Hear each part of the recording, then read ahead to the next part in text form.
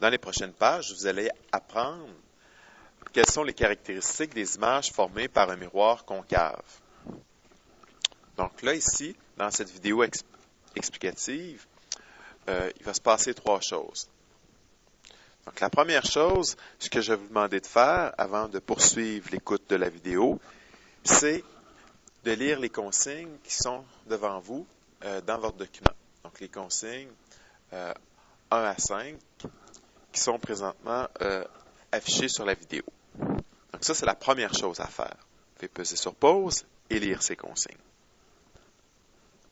Une fois que vous avez lu les consignes, je vais vous demander d'écouter la vidéo pour vous montrer comment utiliser l'animation flash qui est à votre disposition. Cette animation flash va vous permettre de voir les caractéristiques des images formées par un miroir concave. Une fois que vous allez avoir écouté la vidéo, vous allez pouvoir faire par vous-même, à l'étape 3, les 7 situations qui sont relatives à la formation des images dans les miroirs courbes. Donc, les 7 situations que voici. Situation 1, un objet qui est à l'infini. Situation 2, l'objet est à plus de 2 fois la longueur focale. Situation 3, l'objet est exactement à 2 fois la longueur focale. Situation 4, l'objet est entre le foyer et 2 fois la longueur focale. Ensuite, situation 5, l'objet est exactement au foyer. Situation 6, l'objet est entre le sommet du miroir et le foyer. Situation 7, l'objet est collé sur le sommet du miroir, donc il est collé sur le miroir. Donc là, maintenant, je reviens à la situation 1. Donc, l'objet est à l'infini. Et ce que je vais ouvrir l'animation flash qui est à votre disposition. Vous avez l'hyperlien pour cette animation-là. Donc, ici, j'ai l'animation flash. Donc, qu'est-ce qu'on peut voir sur cette animation-là? On peut voir que j'ai un miroir qui est concave. Donc, on le voit ici, c'est écrit miroir concave. Il y a une petite faute, là, mais ce n'est pas grave. Donc, un miroir qui est concave. Ensuite, on a un objet qui est en rouge, on a un objet réel, et l'image va toujours être représentée en bleu.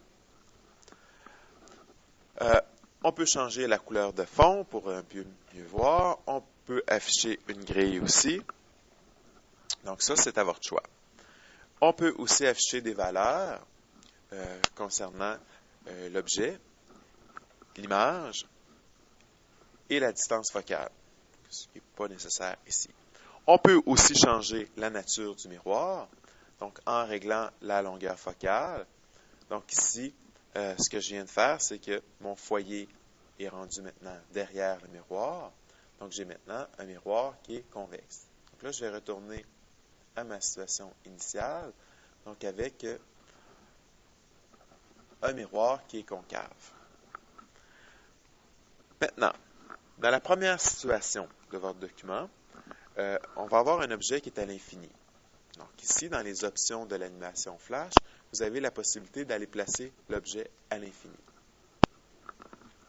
Donc ici, on a un objet à l'infini qui est très grand. Donc d'ailleurs, ici, si je regarde de la façon dont les rayons arrivent, nous aurions même un objet qui a une grandeur infinie, donc ce qui est un peu impossible. Donc qu'est-ce qu'on voit? On a des rayons qui frappent le miroir et qui sont réfléchis. Donc ici, on a un rayon qui frappe le sommet, qui est réfléchi de l'autre côté de l'axe principal avec le même angle. Et nous avons un deuxième rayon qui est parallèle au premier, qui passe par le foyer, donc qui est réfléchi parallèlement. Donc, qu'est-ce qu'on remarque? On remarque que l'image se forme exactement au foyer. Donc là, dans votre cahier, vous pouvez écrire c'est quoi le sens de l'image.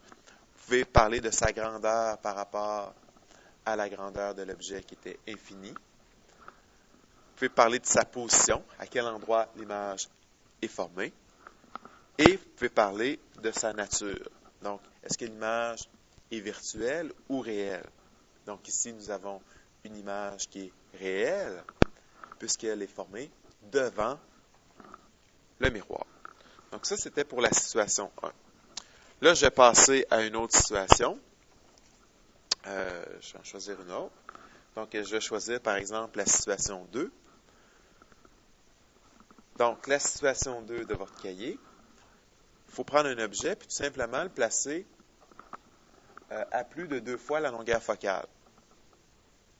Donc, 2 fois la longueur focale. Donc, ici, j'ai le foyer qui est placé ici, le centre de courbure qui est à 2 fois la longueur focale. Donc, tout simplement placer mon objet plus loin que le centre de courbure. Donc, je le place ici, par exemple. Donc là, on va tracer les rayons caractéristiques. Donc, le premier rayon caractéristique qu'on peut tracer, on peut tracer un rayon parallèle à l'axe principal. Ce rayon-là est réfléchi à quel endroit? Il est réfléchi en direction du foyer. Donc, on le prolonge.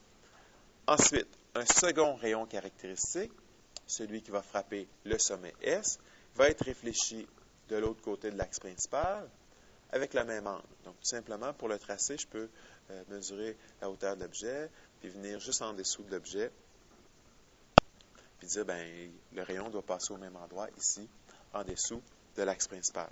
Donc, c'est assez facile à tracer, même pas besoin d'un rapporteur d'angle.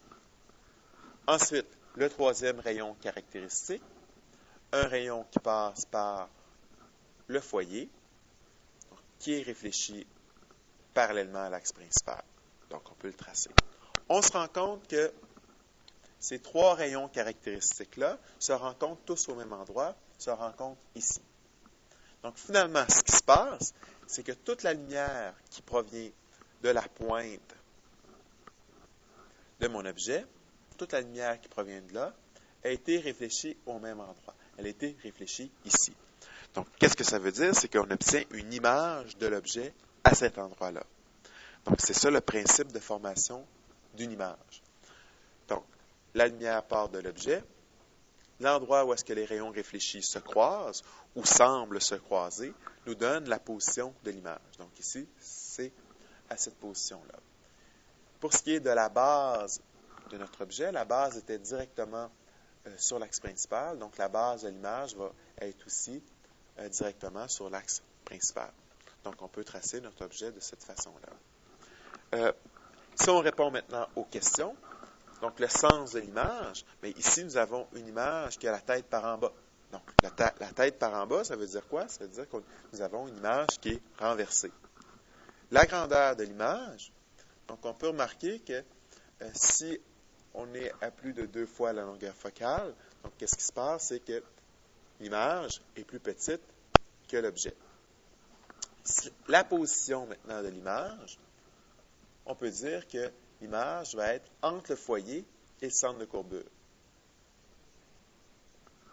Ensuite, la nature de l'image. Nous avons une image qui se forme devant le miroir, donc nous avons une image qui est réelle. Je vais maintenant ensuite faire toutes les autres situations. Donc, situation 3, situation 4, situation 5, 6 et 7.